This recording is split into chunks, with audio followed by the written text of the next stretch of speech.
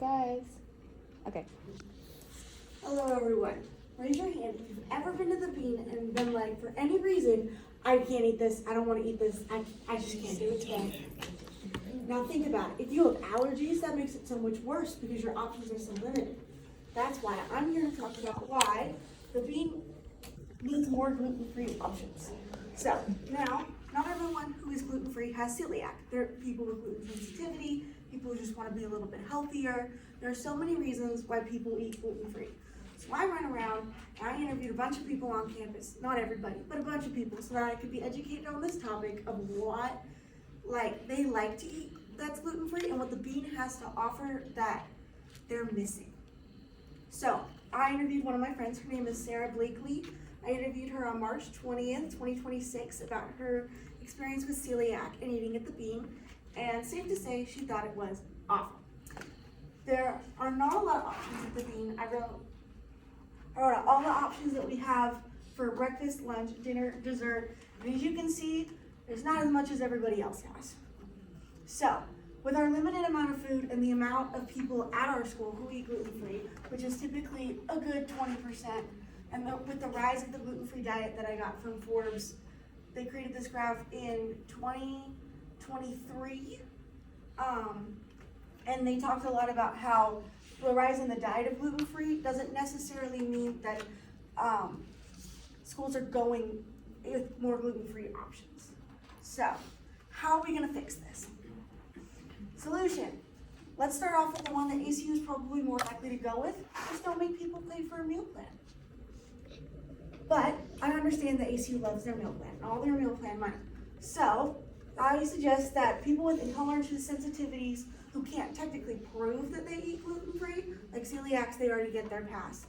But they should have to go with their parents, that way the whole family knows what we're talking about, and contact the students to sign up with the dietitian so that they can talk about what their problem is, why they can't, why they have a hard time eating at the Bean, things like that.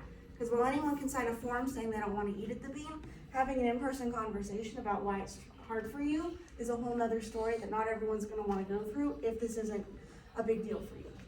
Another one that I like the most is updating the Bean's food just to be healthier for the student population.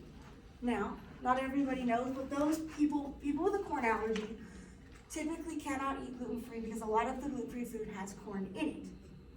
And these are some gluten-containing and gluten-free grains up here just for reference. But people with a corn allergy, there's a lot of gluten-free things that don't have corn in it. And the majority of our things that we eat at the Bean already don't have corn in it. So if you split it and just give gluten-free people a little bit more, then everybody else with the other allergies will be okay. And then everyone can have a little bit more. Implementation. This is more about the meeting with the dietitian. And then this is about how we can add new dietary restrictions in. I'm not saying the Bean needs to increase their budget, but I am saying that like the Bean cookies could be gluten-free. I've had really great gluten-free cookies. I didn't even know they were gluten-free. Like, it doesn't need to be like a whole big thing. Like little changes, having rice noodles instead of pasta. Most gluten-free alternatives for pasta have corn in them, but if you use rice noodles, everyone can eat them because it's rice. So that can help with other allergies, not just gluten-free, and it can keep our student population so much healthier. Because I don't know about you guys, but if I could be healthy without compromising on flavor and taste, I would too. Also, going back to there we go. There are not a lot of dessert options for people who are gluten-free. Now, I know what you're saying. You can always buy cookies at Walmart and go have something to eat afterwards. But not everybody has the money to buy their own food that's gluten-free so that they don't have to eat at the Bean or they don't have to have choices, things like that. So the brownies that we have twice a month that are in our little refrigerator, a little cutie refrigerator at the back of the Bean, only happen twice a month because they only put out about 6 of them. And within the first 2 hours of them being out there, gone, and you will never see them for the rest of the month. All I'm saying, maybe we don't have to have so many muffins and scones that not everybody eats every morning for breakfast, and we just have a couple more brownies. Also, the soft serve is a fantastic alternative, but for people with dairy allergies and gluten allergies, me, it's really hard because there's nothing else that there is to eat. So if like we had a gluten-free scone or gluten-free muffin that tasted like a regular muffin, then nobody has to compromise.